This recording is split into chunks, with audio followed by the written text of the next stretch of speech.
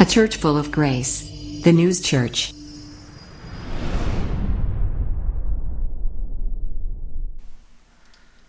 할렐루야, 잘 지내셨어요? 자, 우리 앞뒤 사람 좌우 모든 분들에게 잘 오셨습니다. 은혜 받읍시다. 반갑습니다. 축복합니다. 네, 반갑습니다. 오늘 우리 성경 본문의 말씀으로 나눌 은혜의 제목이 바로 사랑의 예수님. 보통 우리는 이제 사랑의 하나님 그러죠. 그런데 오늘은 예수님의 중점적이었던 그 사역을 통해서 우리가 그 예수님의 사랑이 어떤 것인지를 조금 알아보고자 합니다. 이거 마이크 볼륨 조금만 더 올려주실래요? 여러분들 혹시 오른손을 한번 다 들어보세요. 오른손을 한번 다 들어보시면 가람이는 그게 시계인가 팔찌인가? 팔찌구나. 네, 됐습니다. 근데 시계를 다 안 갖고 계시네요. 왼손이죠. 맞아요. 죄송합니다. 제가 이렇게 반대로 얘기하려고 하다 보니까 왼손에 시계를 다 갖고 계시는데 오늘은 누구나 다 가지고 계시는 그 시계 이야기로 말씀을 시작해 볼까 합니다. 시계를 가만히 보면요, 전자시계도 물론 있습니다만 이제 바늘 시계를 보면 바늘이 3개가 있어요. 시침, 분침, 초침. 그 3개의 침이 있는데 이렇게 제일 짧고 제일 뚱뚱하게 보여지는 제일 짧은 시계의 그 시침은 하루에 자기가 하는 일은 그 시계를 2바퀴만 돌면 자기의 일은 끝납니다. 그런데 분침은요, 그 시침에 비해서 12배의 수고를 더 해야 돼요. 초침의 경우는 1440번의 수고를 더 해야 되고 결국은 86,400번을 움직여야만 초침은 자기의 하루의 일과를 마칠 수가 있습니다. 이걸 계산을 하느라고 어제 머리 좀 지진 났어요. 그렇게 바쁘게 각각의 위치에서 자신의 일을 다 행하고 있는 그 시계 바늘은요, 가만 보면 3개가 같은 곳에서 같은 바퀴를 돌지만 하나도 부딪히질 않더라 이 말이죠. 그렇게 바쁘게 자기 자신의 일을 열심히 감당해 나감에도 불구하고 몇 번은 같은 위치를 지나가는 그 모습을 보임에도 불구하고 단 한 번도 부딪히지 않는다는 것, 그것을 보고 참 사이가 좋구나라는 생각을 해봤어요. 이 주된 이유는 시계는 시계라고 하는 그 중심점, 축에 그 한 몸에 같이 붙어 있는 모습을 보이고 있습니다. 부모가 자식을 키우면서요, 그 쏟아붓는 사랑이라고 해야겠죠. 그건 애정이 아닙니다. 사랑은 희생을 동반합니다. 그렇게 생각해 보면 일방적으로 자식은 부모님의 사랑을 얻고 입고 받는 거예요. 그런데 그렇게 따져보면 시계로 비유를 하면 어떻게 보면 엄마는, 아버지는 자녀를 위해서 그 시침과 같이 그냥 묵묵하게 자기 자신이 제일 짧고 가장 많이 움직이면서 화려하게 보이지 않지만 자기의 역할을 그렇게 배경에서 하고 있더라 이 말이죠. 고생하는 부모님의 그 은혜에 감사해서 조금이라도 더 그 부모님의 은혜에 보답을 하려고 하는 그런 자녀는 조금 열심히 움직이겠죠. 그래서 보면 시계로 따지면 분침의 역할을 하지 않을까 하는 생각을 해봤습니다. 또 하루 종일 부지런히 수고하고 있는 그 부모님의 역할을 보면요, 어떻게 보면 시침처럼 묵묵하게 있기도 하겠지만 초침처럼 진짜 열심히 8만 번이 넘는 그 일들을 행하면서도 자녀들, 좀 부모의 은혜를 잘 모르고 사는 그런 자녀들이 시침이라고 하면 조금 은혜를 아는 자녀는 분침이라고 할 수 있겠고, 또 열심히 일해서 그 분침과 시침을 보필하려고 케어하려고 하는 부모라면 부모를 초침으로 비유한다면 그 시계가 만약에 초가 없는 시계도 물론 있긴 있어요. 그러나 시나 분이나 초나 그 3개가 어우러지지 않는다면, 어느 하나가 멈춘다면 그 시계는 고장이 났다라고 우리는 표현을 하고, 또 수리도 해보고 그것도 안 되면 버리고 다른 걸로 교체를 하는 상황에 이르기도 합니다.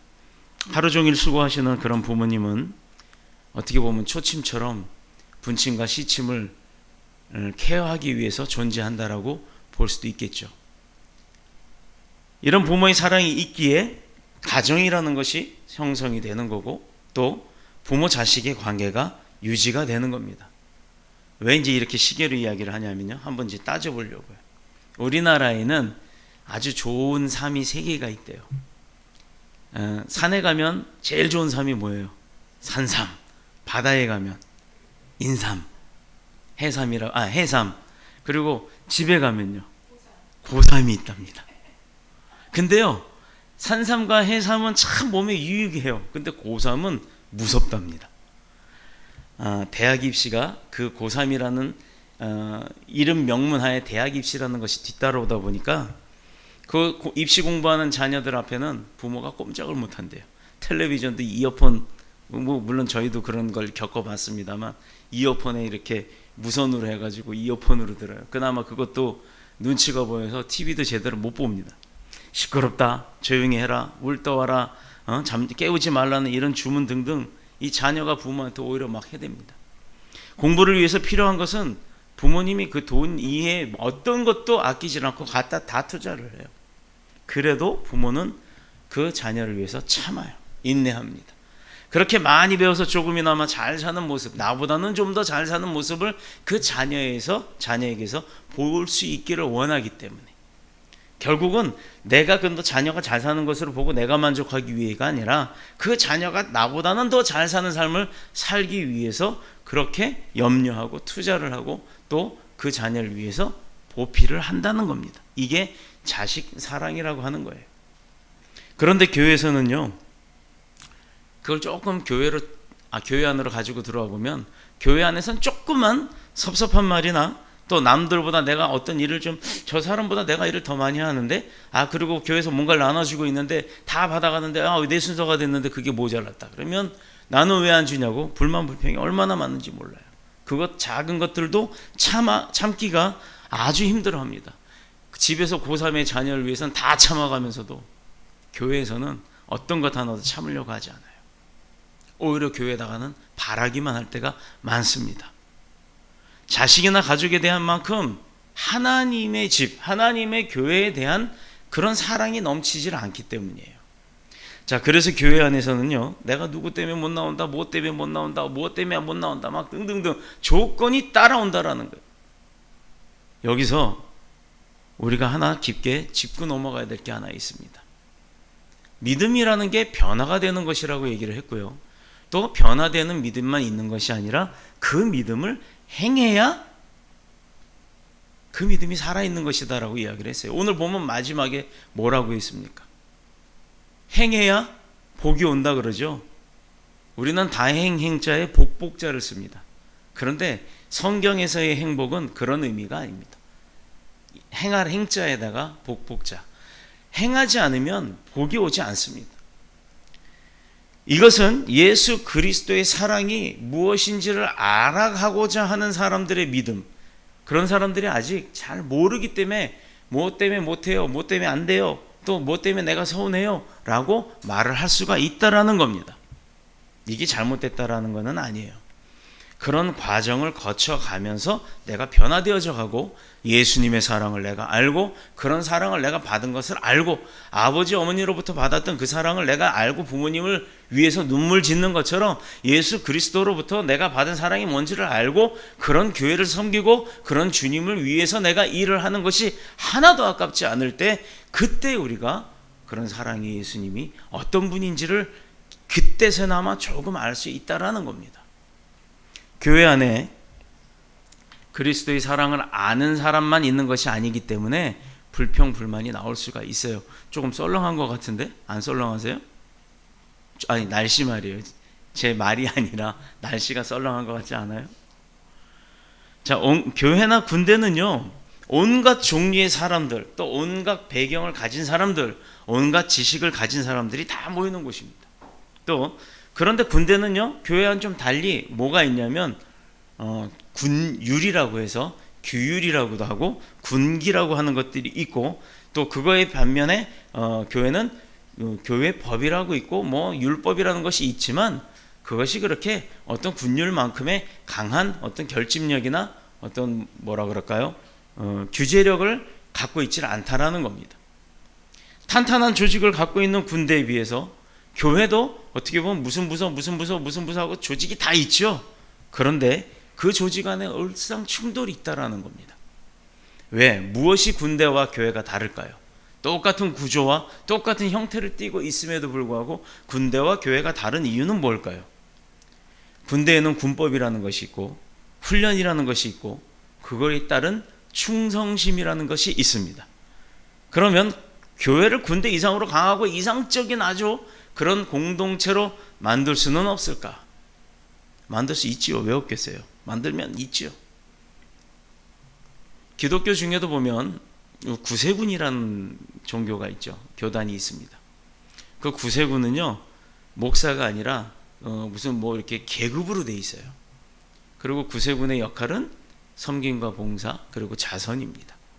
그들이 조직화되어 있는 게 군대 조직으로 되어 있는 종교 집단입니다. 아름다운 주님의 몸으로 세워진 교회, 그곳에 어떤 군법처럼 그런 군율처럼 교회의 율법을 가지고 교회가 운영이 된다 그러면 내가 그 율법을 지키지 못하면 죄가 돼버리는데 내가 자칫 잘못하면서 내 삶 가운데서 드러나는 어떤 행위나 삶의 어떤 습관들이 하나님이 원치 않는 그런 모습들이 비춰졌을 때 나는 그러면 죄인이 될 수밖에 없잖아요. 교회가 죄인을 만드는 곳이 되면 안 되기 때문에 교회는 그런 군법과 같은 군율로 다스리는 것이 아닙니다. 예수님의 사랑을 통해서 교회가 이루어지는 거고 또 유지가 되는 거고 또 운영이 되는 거예요. 내가 주님께 받은 그 사랑을 가지고 다른 사람들을 바라보게 될 때 내가 받은 사랑을 내가 알기 때문에 내가 사랑을 받아봤기 때문에 나도 사랑을 할 수가 있는 거예요. 다른 사람 때문에 결론은 내가 예수님의 사랑을 받아본 사람이기 때문에 다른 사람으로 인해서 시험받지 않게 된다라는 것입니다. 우리를 위해 세상에 오신 주님께서 우리의 모든 죄와 허물을 대신해서 십자가에 못 박혀 돌아가신 것까지는 누구나가 다 하도 많이 들어서 귀에 아마 못이 박힐 정도로 알고 계시는 내용이에요. 그런데 정작 중요한 거는 그 내용을 알아요. 알면서도 내가 그 믿음이 있어요. 그렇게 예수님의 사랑을 압니다라고 하는데 정작 그 예수님의 사랑을 행해야 할 때는 그러지 못하고 있다라는 거예요. 자, 말로는 행한다 하면서도 행하지 못하는 그 중점적인 목적과 이유가 뭔지 아십니까? 곰곰이 생각을 해보면요, 결국은 나와 어떤 내 행위가 예수님의 사랑이 비춰지기를 원하기는 해요. 그런데 그 행위를 이뤄나가려고 할 때 보면 내가 힘들다라는 게, 내가 어렵다라는 게 기준이 서버리는 겁니다. 그 기준 안에 내가 비춰질 때 나에게 뭐가 있냐면, 예를 들어서 내 모습 가운데서 비춰지는 모습이 예수님의 사랑이 아니야, 내 모습 가운데 비춰지는 것이 교인으로서 크리스찬으로서의 본 모습이 아니야 라고 하는 것을 내가 알아요. 그럼 그걸 하지 말아야 하는데, 그걸 떨쳐버려야 하는데 내 육신 가운데는 무엇가 먼저 앞서냐면 욕심이라는 것이 먼저 앞서고 그 습관을 버리지 못하는 나의 편안함이 먼저 앞서게 되는 겁니다. 근데 우리는 그걸 갖다가요, 버린다고 하면서 버리질 못해요. 그거 버리기가 어려운 거지 예수님의 사랑을 실천하는 게 어려운 게 아니라는 겁니다. 그렇다 그러면 반대로 한번 해보자고요. 예수님의 사랑을 실천하는데 어려운 조건이 뭐였냐? 예수님의 사랑을 몰라서가 아니라 내 그 관습, 나의 젖어 있는 습관이 어려움이다 라고 생각이 된다면 반대로 해버리는 거예요. 예수님의 사랑을 먼저 실천해버리고 그 다음에 습관을 버리든 말든 한번 지켜보는 겁니다. 예수님의 사랑을 전하려고 하는데, 복음을 전하려고 하는데 내 습관이 문제가 됐다면 이미 예수님의 사랑을 전하고 복음을 전하고 내 습관을 뒤로 둬보자는 얘기예요. 이 사랑으로 세상을 새롭게 할 수 있다는 것은 누구나가 다 배워서 알고 있습니다. 그런데 행위로만 이루어지는 예수님의 사랑을 전하는 것, 하나님의 사랑을 전하는 것, 이것은요, 우리의 육신으로서는 만족감이 있을 수 있으나 하나님의 입장에서는 영광이 되지 않는다라는 겁니다. 허튼 일을 하는 사람, 허튼 일을 하면서 하나님, 내가 주님의 일을 했으니까 나에게 복 주시옵소서. 내가 하나님의 일을 했으니까 나의 이 문제를 해결하여 주옵소서. 그래서 응답이 없는 거예요. 하나님은 헌금 많이 하는 사람을 이뻐하는 게 아닙니다. 하나님은 교회에서 일 많이 하는 사람을 이뻐하는 것이 아닙니다. 하나님은 그 마음의 중심을 온전하게 하나님 앞에 드리는 사람을 이뻐하시는 줄로 믿습니다. 하나님의 사역을 한다고 하는 것, 예수님의 사랑을 전한다고 하는 것, 그것이 나의 욕심에 의해서 하는 것이고 나의 의로 의해서 하는 것이 나를 버리지 못하고 할 때 바로 드러나는 거예요. 그게 바로 하나님이 원하시는 그런 복음의 사람이 아니라는 겁니다. 1절에 보시면요, 세상에 있는 자기 사람들을 사랑하실 때 끝까지 사랑하신다라고 말씀을 하셨죠. 자기를 믿고 따르는 자들, 자기의 신앙과 생각을 공유하는 자들, 그리고 이 사람들을 마지막까지 주님은 포기하지 않으셨다는 거예요. 변함없이 그 사랑을 끝까지 보여주셨다는 겁니다. 이게 주님의 사랑이에요. 다 알고 계시는데 유다가 배신할 것, 베드로가 저주할 것까지, 심지어 거부하는 건 둘째치고 저주하는 것까지도 이미 주님은 알고 계셨어요. 유다가 주님을 팔아먹는 것, 사람을 판다는 것은요 얼마나 큰 죄인지 아십니까? 내가 키우는 가축을, 양이나 염소 이런 것들을 파는 거는요, 그건 뭐 문제가 되지 않아요. 우리가 다스려야 될 존재들이기 때문에. 그러나 우리는 영적인 존재로서 태어났고 하나님의 모습을 본따서 태어난 사람들인데 그런 사람을 사람이 판다 그러면 그건 큰 죄가 되겠죠. 그런데 유다가 그렇게 할 거를 예수님은 알고 계셨어요. 그럼에도 불구하고 그 유다하고 같이 만찬을 드셨다는 겁니다. 인간이란 존재 자체가 영혼의 갈등이 있고 마음의 고민이 있을 수밖에 없는 존재예요. 그래서 내가 살아가고 내가 원해서 살아갔던 그 삶이 오히려 나의 짐이 될 때가 많다는 겁니다. 알고 보면 생각보다 그렇기 때문에 연약한 존재가 바로 우리들이라는 얘기예요. 그래서 교회 안에는 신실한 믿음의 신자가 교인이 있는 성도가 있는 반면에 신실하지 못하더라도 내가 바뀌어져 가려고 노력하는 교인들이 많이 있다라는 겁니다. 그래서 문제가 생기고, 그래서 충돌이 생기고, 그래서 의견들이 달라질 수밖에 없는 거예요. 제일 좋은 방법은 내가 그 상대를 예수님의 사랑으로 바라볼 때 인정하는 겁니다. 아, 그 사람은 새벽 예배 못 나오는 사람, 그게 게을러서 못 나왔든 아니면 바빠서 못 나왔든 아니면 다른 일로 못 나왔든 분명한 이유는 있는 겁니다. 주님은 나와서 예배 드리자라고 얘기하고 전도도 같이 하자라고 얘기하고 하시지만 그게 상황에 따라서 못 나올 수 있는 사람이라고 인정을 하는 겁니다. 예수님의 사랑으로 인정을 해버리면 그 사람으로 인해서 나는 열심히 일하는데, 나는 열심히 예배했는데, 나는 열심히 전도했는데 저 사람은 하나도 안 해 라고 해서 그 사람 때문에 내가 시험 들 이유는 없다라는 겁니다. 그래서 하나님께서 우리 가운데 이렇게 연약한 사람들이 많이 있었기 때문에 예수님을 보내주셨고, 또 예수님을 통해서 참사랑을 우리가 받고 깨닫고 알고 배우고 행하게까지 하셨다라는 겁니다. 이 사랑으로 서로 격려하고 서로 위로하고 서로 힘주고 갈등과 고민과 무거운 짐을 서로 덜어 나눠 짐을 지도록 하신 분이 바로 예수님이에요. 몸소 실천을 하셨잖아요. 아파서, 죽어서, 슬퍼서, 힘들어서, 어려워서 그렇게 눈물 짓는 모든 백성들을 주님이 다 만져서 치료하시고 문제들을 해결해 주셨습니다. 심지어 죽었던 사람까지도 살려주셨던 거예요.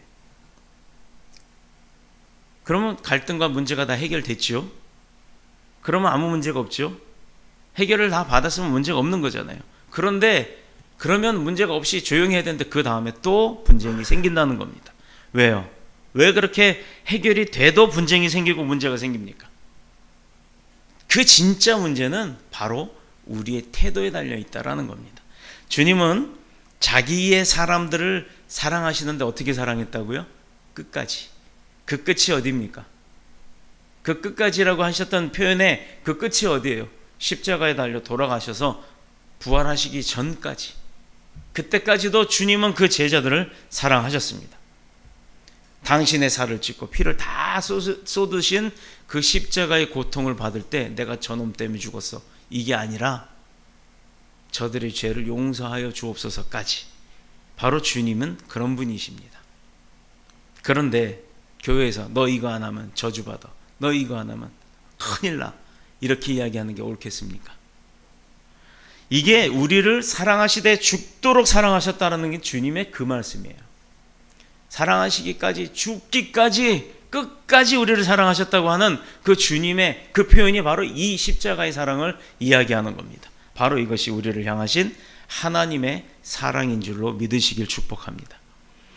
일본에 가면요, 우리 젊은 친구들은 그걸 다 알 거예요. 그 한류라고 하는 것 때문에 그 무슨 드라마인지는 제가 못 봤어요.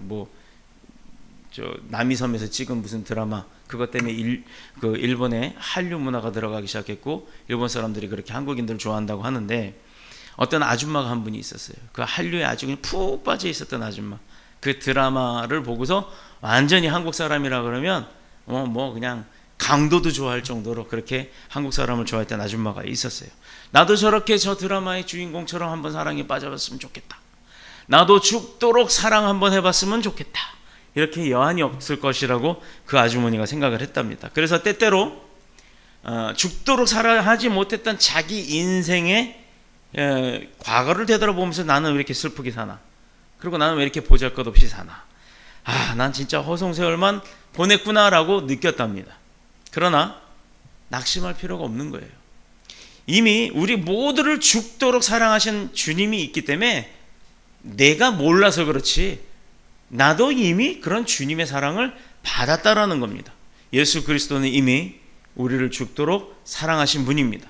드라마는요, 가상의 세계예요. 만들어진 거예요. 그렇게 막 맞춰가는 겁니다.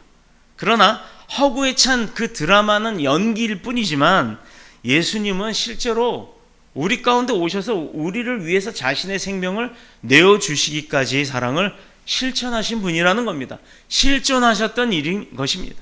이스라엘 가보시면 다 알잖아요. 누구나가 다 갈 수 있는 이스라엘 가보면 거기에는 그 자리들, 심지어 골고다 언덕길 십자가 메고 가시면서 주님이 첫 번째로 무릎 꿇었던데, 손을 짚었던데, 쓰러졌던데, 그 곳곳마다 장소가 사람들이 와서 얼마나 만져댔는지 그게 돌이 다 파일 정도예요. 맨질맨질합니다. 아주. 그런 것은 누가 만들어 놓은 게 아니잖아요. 실존적으로 남아 있었던 역사의 이야기라고 하겠지만 그 안에서 어떤 일이 벌어졌는지를 우리는 봐야 하는 겁니다. 우리를 사랑하시되 끝까지 사랑하신 그 주님의 사랑, 그럼 그 사랑은 과연 어떤 사랑이냐? 아까 얘기했지만 다 알면서도 변하지 않았던 사랑. 2절에 보니까 마귀가 벌써 시몬의 아들 가룟 유다의 마음을 예수를 팔려는 생각을 넣었더라. 누가 넣었다고요? 마귀가 넣었다고요. 가룟 유다가 선택된 것뿐이에요. 그게 베드로가 될 수도 있었고 저와 여러분이 될 수도 있었습니다. 그런데 마귀는 시몬의 아들 가룟 유다를 선택을 했습니다. 가룟 유다가 탐욕의 마음을 버리지 못했죠. 그 돈 몇 푼 때문에. 근데 그 탐욕의 마음이 저와 여러분들이 다 갖고 살고 있다는 것, 그거 모르시죠? 복음을 전한다. 우리가 복음을 안다. 예수의 사랑을 전한다 하지만 내 욕심이 앞서고 내가 관습적으로 있는 그 습관들을 버리지 못하는 것, 그게 바로 우리의 탐욕입니다. 그 탐욕을 버리지 못하기 때문에 주님의 원하는 모습으로 우리가 살기가 어려운 거예요. 그것을 내려놓을 줄 알 때 하나님이 우리를 온전하게 세워 사용하시는 줄로 믿습니다. 유다가 예수님의 팔 계획을 구체적으로 진행하고 있다라는 것도 주님이 알고 있으면서 같이 밥을 드시는 거예요. 그때 하신 말씀이 있죠. 네가 해야 할 일을 속히 행하라. 유다를 버리거나 차별하지 않고 여전히 똑같은 사랑으로 대해주셨다는 거예요. 예수님은 자신을 돈을 받고 팔고자 하는 그 제자의 배신을 알면서도, 또 베드로가 예수님을 부인하고 저주할 것까지도 알면서도 제자들을 사랑하셨다는 겁니다. 그러니까 다 알고 사랑한 거예요. 우리 그거 있잖아요. 우리 작은 녀석이 한 번은 출근하는데 구두를 싹 닦아놨더라고요. 평생에 한 번도 구두 닦는 녀석이 아닌데 어느 날 닦아놨어요. 뭐가 기분이 좋았는지 되게 신이 나더라고요. 힘이 나고. 근데 딱 보니까 눈치가 그 앞에서 맨질맨질 왔다 갔다 하고 두 손을 이렇게 곧게 잡고 어깨를 막 흔들고 이러고 있어요. 이건 뭐냐면 돈 달라는 얘기예요. 그래서 용돈을 주었습니다. 그랬더니 요 녀석이 매일같이 구두를 닦네요. 그 마음이 뭔지 다 아시죠? 다 아실 겁니다. 바로 주님도 그랬어요. 제자들이 그 모습들을 보면서도 그 제자의 마음, 그 사람 하나하나의 마음이 다 보여지는데도 불구하고, 다 알고 계심에도 그냥 묵묵히 사랑하셨다는 겁니다. 제자들이 뭐라고 했냐? 그 중에 베드로가 한 말 있죠. 다 주를 버릴지라도 나는 언제든지 버리지 않겠나이다.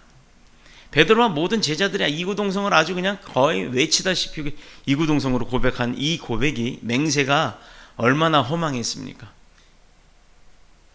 모든 제자들이 다 예수님을 버리고 도망갈 것 알면서도 마지막까지도 그 12제자를 다 사랑하셨다는 거예요. 이와 같이 참사랑이라고 하는 것은 상대방에게 무엇을 원하는 게 아닙니다. 우리 그 찬양 있잖아요. 사랑은 모든 걸 주는 것이라고. 퍼주는 거예요. 그 퍼주는 게 뭘 퍼주겠어요? 상대방의 연약함, 부족함, 때로는 더러움까지도 알고 있으면서도 다 용서하고 이해하는 겁니다. 그리고 용납하는 겁니다. 용서, 이해 다 쉬워요. 용납이 어렵죠. 그 용납이 바로 우리의 탐욕을 버릴 때 이루어지는 겁니다. 바로 그 사랑, 그 은혜를 우리가 받았고 그분의 사랑으로 이룬 그 교회 가운데 우리가 하나의 공동체가 되었고, 또 우리 모든 사람이 있는 모습 그대로를 감사함으로 받아들이는 것, 인정하는 것, 그 사람을 그대로 인정하는 것, 그것이 바로 그렇게 예수님의 사랑으로 사랑을 할 때 주님의 사랑의 능력이 우리 가운데 크게 역사되어지는 것으로 믿습니다. 그런 것이 예수 그리스도의 향기를 바라는 거예요. 그런 것이 예수님을 통한, 그 사랑을 통한 우리의 삶 속에서 바로 전도하는 겁니다. 그런데 교회에 오면요, 고슴도치 같은 사람들이 있어요. 고슴도치도 자기 새끼는 이렇게 안아준다 그러잖아요. 근데 고슴도치의 특징 뭔지 아십니까? 그러니까 한번 찔려 보셨어요? 저는 어느 날 무슨 자석 이불인가요? 자석용가요? 팔찌개 이런 거 파는 분이 고슴도치를 갖다 놓고 그 자석이 얼마나 강한지 고슴도치한테 딱 갖다 대면 고슴도치가 이렇게 오그리고 있잖아요. 배를 안 보이거든요. 그런데 걔가 이 껍질을 빼쭉빼쭉한 데다가 자석이 딱 닿기만 하면 그냥 홀딱 이러고 벌려버려요. 배를 딱 보여줘요. 고슴도치 배 보셨어요? 무슨 색깔인 줄 아세요? 노란색이에요. 되게 예뻐요. 고슴도치가 이렇게 이뻤나 싶어요. 그런데 그 등에는, 그 가시 끝에는 엄청 이렇게 탁 찔리면 어마어마하게 아픕니다. 그거 자석이 있는 건 저는 그것도 모르고 한번 만져볼래요? 그러길래 그 사람이 일부러 그런 건데 덥석 만졌어요. 그랬다가 한 200-300개 정도는 꼽혔던 것 같아요. 아주 죽는 줄 알았습니다. 얼마나 아픈지. 그런데 자석에 탁 벌리더라고요. 자, 그런 고슴도치를 한번 보세요. 누가 그거 만지고 싶겠어요? 껍질 자체가 무서운데. 이거요, 교회 안에도요, 그런 고슴도치와 같은 사람들의 특징이 있다라는 거예요. 가까이 가면 가까이 갈수록 괴롭히는 사람들이 있어요. 뭔가 한번 그 사람의 어려움을 보고서 예수님의 사랑으로 접근을 했습니다. 그런데 이분이 턱 잡는 거예요. 덥석 잡으면 나도 덥석 잡아줘야죠. 덥석 잡아줬더니 그 다음부터는 이제 본색이 드러나는 거예요. 그런 게 교회 안에 오시는 분들이 많아요. 보세요. 사랑한다고 하면요, 상대를 고통스럽게 하는 게 아닙니다. 상대를 힘들게 하는 게 아니에요. 상대를 편안하게 해주는 게 사랑입니다. 그런데 사랑한다고 하면서 고통스러운 관계를 유지하는 사람들이 있어요. 요즘에 신천지나 이단들이 우리 교회는 물론 그런 분들 없지만 그런 분들이 파고 들어와서 2년이고 3년이고 묵묵히 열심히 일하다가 교회에서 어느 정도 자리가 중직이 되고 나면 그때부터 문제를 일으키기 시작합니다. 이게 그들의 전략이에요. 이유가 뭡니까? 사랑은 하되 주님께 받은 사랑이 아니라 내 사랑으로 하는 거예요. 나의 사랑, 나의 의, 나의 욕구, 나의 욕심, 이런 것들로 내가 장로가 되려고 열심히 일하는 척하는 그런 등등의 모습들이 바로 고슴도치와 같은 사랑인 것입니다. 자신을 드러내기 위한, 자신의 어떤 목적을 위해서 드러내는 것이 바로 그런 것이 주님을 위한 주님의 사랑, 예수님의 사랑, 그런 것이 아니라는 거예요. 이것은 이기주의적 사랑이에요. 남에게 보이려고, 자랑하려고 하는 것. 사랑을 구실로 남들을 내 조건 하에 묶어두려고 하는 것, 이것이 그들이 요구하는 사랑입니다. 주님의 사랑은 그런 게 아니죠. 주님의 사랑은 그러면 어떤 거냐? 배신할 12명의 제자들 발을 다 씻겨주신 거예요. 알고 있음에도 밥을 같이 먹는 것도 좋은데 그거보다 더 나가서 그들의 발까지 씻어줬어요. 우리는 운동화 구두 신고 다니니까 양말 벗으면 발에서 냄새 나는 정도로 끝나는 거잖아요. 그래서 비누로 씻으면 끝나죠. 그런데 이스라엘에서는 그때 시대, 예수님 시대 때는 어땠냐면 비포장도로예요. 100%. 거기에 가죽창 바닥만 있어요. 옆을 뚫어서 우리 그 일본인들이 신는 발가락 사이에 끼는 그 쪼리, 그렇게 신으면 그나마 좀 낫죠. 그것도 아닙니다. 발바닥 그 양쪽 사이드, 뒤쪽 사이드에 구멍 뚫어서 긴 가죽끈을 가지고 이 무릎까지 칭칭칭칭 감아갖고 무슨 부츠 길이만큼 끈으로 묶어서 샌들 같이 신고 다녔습니다. 근데 비포장 도로를 하루 종일 걸어 다녀 보세요. 발이 어떻게 됐을까요? 얼마나 더러울까요? 근데 그런 더러운 발도 주님은 그냥 씻어주셨다는 거예요. 그냥 씻었습니까? 무릎 꿇고 앉아서 씻어주셨다는 거예요. 제자들보다도 더 낮게 모습을 낮춰놓고 낮은 자세가 돼서 허리를 굽혀서 그렇게 무릎을 꿇고 주님은 발을 씻어주셨다는 겁니다. 6절에 보면 베드로가 예수님에게 자신의 발을 절대 씻길 수 없다고 얘기합니다. 절대로 저항까지 했어요. 주님 이렇게 할 수 없습니다. 이건 절대 안 됩니다. 어떻게 주님이 내 발을 씻습니까? 다른 사람 발은 몰라도요, 제 발은 절대로 안 됩니다. 그만큼 주님을 높였다라는 거죠. 그런데 그런 제자 베드로가 저주까지 했던 사람입니다. 아무리 사랑의 본을 보여준다고는 하지만 존경하는 스승님이 노예가 하는 일을 발 씻는 건 노예가 시켜줬던 거예요. 우리 옛날 로마 영화 나오는 거 보면 알잖아요. 로마 군인들 막 종들이 와서 발 씻겨주고 목욕도 씻겨주고 막 그러잖아요. 그건 노예가 하는 일이기 때문에 주님이 내 발을 씻겨주는 건 참을 수가 없다라고, 베드로가 그게 워낙에 성질 급한 사람이니까 또 그렇게 일어났겠죠. 이 베드로의 태도는 주님이 왜 이 세상에 오셨고 왜 제자를 부르셨는지를 몰랐기 때문이에요. 주님이 우리 가운데 오신 목적은 인생을 향한 하나님의 그 참 사랑이 무엇인가를 보여주시기 위해서 오신 거예요. 우리가 믿어라 하도 안 믿으니까, 오죽 안 믿으니까 오셔서 직접 보여주시니까, 봐야 믿으니까. 그 시대가 또 돌아오고 있죠. 지금도 보이지 않는데 증거가 있고 역사의 기록이 있고 그런 것들을 다 들이밀면서도 믿으라 하는데도 보이지 않으니까 안 믿어요. 심지어 믿는다고 하는 사람들조차도 지금 당장 안 보니까 에이 주님 모르실 거야 하고 할 거 다 해요. 죄로 말미암아 저주받아 고통받는 우리 인생의 모든 죄와 허물, 그걸 십자가에 달려서 씻기까지 얼마나 고통을 받으셨습니까? 얼마나 힘들게 하셨습니까? 그걸 또 반복시킬 수는 없죠. 또 반복하실 분도 아니고요. 우리의 모든 과거의 잘못을 씻기고 그때 받은 충격, 그리고 그때 받은 고통, 이것이 다 그것을 씻어내는 것이 바로 예수님의 사랑입니다. 우리의 무거운 짐, 근심 걱정 씻기는 것, 그것도 예수님의 사랑입니다. 그런데 우리가 주님 앞에 나오질 않아요. 그런데 우리가 주님 앞에 나와서 고백하질 않습니다. 그런데 우리가 주님 앞에 나와서 그거를 붙들지를 못합니다.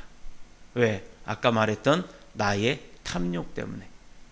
먼저 제자들의 발을 씻김으로 십자가의 은혜, 십자가의 그 사랑, 이것으로 우리의 모든 죄들을 씻겨내 주셨는데, 그것을 안다고 하지만 그것을 내 것으로 만들지 못한다는 거예요. 얼마나 안타까워요. 앞에 있는데, 예를 들어서 이게 지금 이건 금은 아니에요. 이렇게 금덩어리가 있는데 길 가다 떡 떨어져 있어요. 그러면 요즘은요, 사람의 두 분류가 나온대요. 첫 번째는 금덩어리를 딱 보면 쓱 주변을 한번 싹 돌아본답니다. 왜 돌아보는지 아세요? 사람을 무서워하는 세상이 아니잖아요. CCTV 있나 찾아본다는 거예요. 그래서 있으면 지나간대요. 함정이다 생각하고. 이것조차도 의심을 하는 거예요. 그런데 또 한 사람인 쭉 둘러보기 이전에 딱 보고 주변에 사람을 찾는답니다. 없으면 번쩍 들어서 아니면 그 자리에서 112를 신고를 하든가 그렇게 한대요. 언젠가 한동안 우리 그 현금 빼는 데가 뭐라 그래요? ATM기 그 은행 부스, 거기에 지갑 그 가지고 놓은 거 이렇게 막 자기가 손만 댔다고 해가지고 그것도 또 뭐 물어주고 하는 그런 오해받고 하는 일들이 많이 있었죠. 그거를 이용해서 사기를 치는 사람들도 있었습니다. 그런 세상이다 보니까 요즘은요, 뭐가 금덩어리나 이런 게 있어도 못 집어가는 거예요. 심지어 김포공항에 인천공항에 가면 그 밀수하던 금도 갖다 버리고 막 가고 도망가고 그런 데잖아요. 믿는 형제의 허물을 씻어주고 그들의 연약함을 보듬어 주는 것, 알지만 덮어주는 것. 그러게 남의 약점을 보고 비판하거나 수군거리는 것이 아니라 그것을 오히려 위로해주고 씻어줄 수 있는 사랑, 그것이 바로 우리가 주님으로부터 받은 사랑인데, 우리도 받았으니까 그렇게 전해야 하는 겁니다. 나는 받고 너는 받지 말고. 이거는 놀부심보잖아요. 네 건 내 거, 내 건 내 거, 이거. 그런데 주님의 사람은 참된 주님의 사람, 주님이 기뻐하시는 사람은요, 그런 주님의 본을 보이는 사랑을 실천하는 사람이에요. 본만 보이는 게 아니라 그 주님의 본을 봤으니까 그대로 실천하는 사람. 14절에 내가 너희 발을 씻겼으니 너희도 너희 서로 발을 씻기는 것이 옳으니라. 자, 머리가 나쁜 사람의 사랑의 방정식에 대해서 아세요? 머리 나쁜 사람은요, 사랑의 방정식이 내가 좋으면 사랑이래요. 내가 불편하면 참된 사랑이 아니라고 생각한답니다. 내가 기쁘면 행복한 사랑이고, 내가 속상하면 잘못된 사랑이라고 생각을 한대요. 또 내가 만족하면 사랑이고, 내가 손해를 보면 사랑이 아니고 속았다라고 이야기를 한답니다. 그러나 믿음의 사람, 지혜로운 사람의 사랑은요, 먼저 본을 보이는 사랑을 이야기하는 거예요. 그래서 사회생활에서 중요한 것이 누구에게서 배웠는가가 중요한 겁니다. 자녀를 일방적으로 편애하는 사랑은요, 둘 중에 하나의 장래를 망치는 겁니다. 아니, 어떻게 보면 둘 다 망칠 수도 있어요. 장래를 망치고 인격을 파괴시킬 수도 있습니다. 그러나 말씀으로 훈육을 하고 잘한 것, 잘못된 것을 분별을 해줄 수 있는 부모라면, 그럼 주님의 사랑이 무언가를 삶으로 보여주는 부모라면 자녀를 축복의 사람으로 만들어갈 수 있는 겁니다. 잘못됐음에도 불구하고 눈치 보는 부모들이 있어요. 가끔 못하는 거, 이건 아닌 걸 아는데도 아까 그 고3이라고 봐주는 부모들이 있습니다. 하나님께 칭찬 그리고 상을 받는다는 것은 내가 받을 때도 기쁘지만 내 자녀가 받는 건 더 기쁠 수밖에 없는 거예요. 참사랑은 내가 먼저 본을 보임에 있다라는 것 잊지 마시길 축복합니다. 이 세상에 주님의 몸된 교회라고 하는 것, 그 많은 교회들이 존재하는 목적이 바로 여기 있는 거예요. 그 참사랑을 가르치고 전하고 행해야 되기 때문에 그렇게 하라고 많은 교회들을 세워놓은 거예요. 그런데 우리가 세상에 보여줄 사랑이 없고 본이 될 만한 사랑의 능력이 없다고 하면 이 교회는 존재할 이유가 없는 겁니다. 그렇게 세상 가운데서 교회의 가치가 떨어질 수밖에 없는 겁니다. 자동차나 배나 기차나 비행기 같은 물건들 존재의 목적이 뭐예요? 첫 번째가 뭡니까? 사람을 어디론가 날르고 물건을 날라줄 수 있는 그런 도구잖아요. 그런데 예를 들어 사람이나 물건을 원하는 목적지까지 빠르게 신속하게 안전하게 데려다 주는 게, 옮겨주는 게 그런 운행 도구의 목적입니다. 만들어진 목적이에요. 그런데 운반한 물건이 없거나 타고 다닐 사람이 없다 그러면 비행기나 자동차나 기차나 뭔 필요가 있습니까? 몇 천만 원짜리, 몇억 원짜리 비행기, 뭐 몇백억짜리 비행기, 이런 거 아무 소용이 없는 거예요. 그냥 쇳덩어리일 수밖에 없는 겁니다. 필요가 없잖아요. 탈 사람이 없는데. 이 모든 것이 한낱 고철에 불과할 겁니다. 시간이 가면 갈수록 녹슬고 망가지고 하는 건 뻔하는 거예요. 그래서 삐걱거리다 나중에는 그냥 폐기되는, 폐물이 되고 말 겁니다. 우리가 예수님의 사랑을 말하면서 또 이 같은 공동체 안에서 사랑으로 행하지 못한다면 과연 우리는 뭐가 될까요? 아무개 때문에 교회 오고 싶지 않다? 이건 주님이 기뻐하는 일이 아닙니다. 사도 베드로는요, 무엇보다도 열심으로 서로 사랑할지니 사랑은 허다한 허물을, 죄를 덮는다라고 이야기를 합니다. 죄와 허물을 공격하지만 마귀의 앞잡이가 되기도 하지만 그 죄를 덮고 용서할 때 우리는 사죄의 능력과 권세를 행하는 자가 되는 거예요. 그건 누가 주시는 사랑입니까? 예수님이 주시는 사랑이에요. 데이비드 키너먼이라고 하는 사람이 쓴 그 나쁜 크리스찬이라는 책이 있어요. 나쁜 그리스도인이라는 책이 있는데 그 책을 보면요, 그리스도인답지 못한 그리스도인들의 잘못된 행동들을 아주 적나라하게 아주 그냥 까발겨놨어요. 그 책을 보다 보면 맞아 하고 누가 생각이 날 거예요. 각자마다 그런 분들이 있을 겁니다. 그런데 그 사람들의 특징은 늘 자기중심적이었다라는 거예요. 공동체 안에서도 자기중심적이며 그냥 자기만 중심적이면 괜찮은데 누군가가 나를 조금만 뭐라고 얘기하면 그냥 바로 공격적으로 나오는 거예요. 자기중심적이고 공격적이고 비논리적이고 우울하고 늘 화가 난 사람처럼 살아가고 있더라 이 말이죠. 이런 문제를 해결하는 방법을 제시하는 내용이 나오는데요. 그 4가지가 나옵니다. 첫 번째가 올바른 관점으로 대응하라. 또 사람들과의 관계를 형성하라. 세 번째가 창조성을 발휘하라. 그리고 네 번째가 그들을 섬기라예요. 그 가운데서 두 번째인 사람들과의 관계를 형성하는 부분은 예수님께서 제자들과 그 어떤 방식으로 그 제자들에게 예수님께서 영향력을 끼쳤는가를 보면 알 수 있는 겁니다. 예수님의 초점은 자기를 희생해서 사람들과 또 하나님과의 관계를 회복시켜서 화목하게 했다는 것. 그리고 네 번째 그들을 섬기라고 하는 부분은 세상 사람들에게 그리스도인이 비춰지는 게 무엇이냐, 어떤 존재이냐, 그것을 보여주라는 겁니다. 요즘 교회 하면 부정적인 대사가 더 많이 나옵니다. 복음 하니까요 이단이 나옵니다. 우리 더뉴스 복음교회 검색해 보신 분 계세요? 인터넷에서 더뉴스 복음교회 하고 딱 인터넷에서 검색을 해보면요 피복음교회가 나와요. 이단이죠. 또 복음교회가 나옵니다. 이단입니다. 그런데도 왜 더뉴스 복음교회라고 했을까? 이거는 더뉴스라는 것 자체가 복음이잖아요. 그리고 또 한글로 복음교회, 복음교회예요. 왜 복음만을 주장을 하느냐? 우리가 할 게 예수님 자랑밖에 없잖아요. 예수님이 하신 사랑의 표현이 뭐였습니까? 그 복된 소식, 그거 전하는 게 우리의 사명이기 때문에 그래서 복음교회라고 한 겁니다. 그래서 복음교회란 말이 들어가서 우리를 조금 꺼려하는 분들이 있어요. 그런데 알고 보시면 더뉴스 복음교회라고 꼭 붙이셔야 돼요. 그래서 복음교회라고 하면 제가 막 뭐라 그럽니다. 더뉴스 교회라고 해도 뭐라고 합니다. 더뉴스 복음교회라고 해야만 정답입니다. 이 사회에서 지난 십수년간 경험해 보지 못했던 새로운 차원의 그 영향력을 끼치는 교회들이 바로 예수님의 사랑의 예수님을 증거하는 교회들입니다. 큰 교회, 작은 교회 구별 없습니다. 사람이 많고 적고 중요하지 않습니다. 그 교회에 예수님이 계시냐가 중요한 겁니다. 오늘 본문에서 제자들을 향하신 주님의 간절한 소원을 보면요, 첫 번째가 15절에 기록된 대로 주님의 사랑이 이 행위를 제자들도 행하기를 원하셨다라는 겁니다. 그들이 주님의 사랑의 대리자가 되는 걸 원하십니다.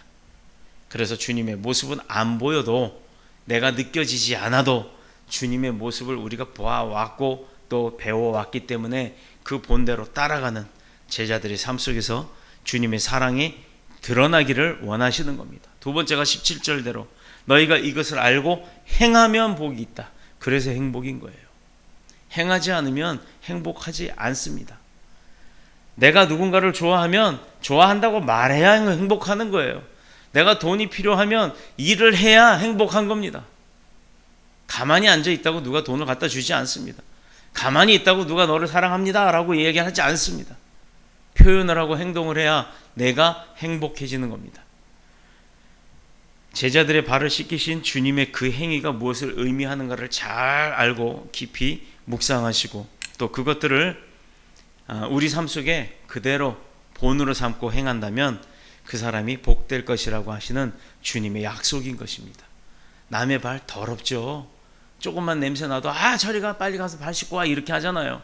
그런데 그게 아니라 가서 세숫대에 떠다 놓고 일로 와봐, 내가 발 씻어줄게 하고 발 한번 씻어줘 보세요. 그 사람이 민망해서라도 내가 세숫대에 물 뜨고 오면 본인이 씻든가 뛰어가서 씻고 오든가 할 겁니다. 주님께 받은 그 사랑을 본받아 행하는 우리 모두에게 사랑의 능력, 그게 내 사랑이 아니죠. 분명히 예수님의 사랑이라고 했습니다. 그 사랑의 능력, 사랑의 약속이 풍성한 저와 여러분이 되시기를 그리스도 예수님의 이름으로 축복합니다. 축원합니다. 기도드리겠습니다.